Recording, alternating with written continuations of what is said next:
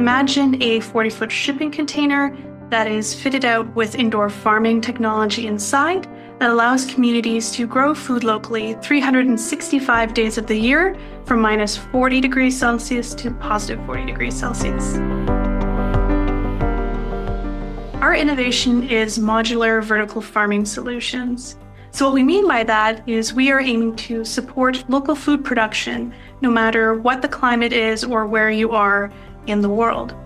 We started with shipping containers because it is the most convenient way to get a container of that size to various locations, whether it's by road, rail, or even barge. We have a network of over 1,000 farms globally.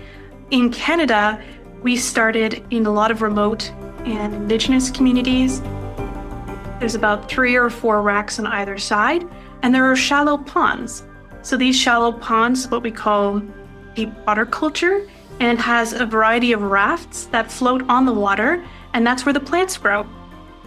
Growcer is a social enterprise where the focus is the triple bottom line: people, planet, and profit. The crops that are grown in there is typically leafy greens, herbs, and other types of produce that grows more quickly. So you can imagine from seed to harvest for a lettuce, it's about 6 weeks, compared to it's typically longer if it's grown in field.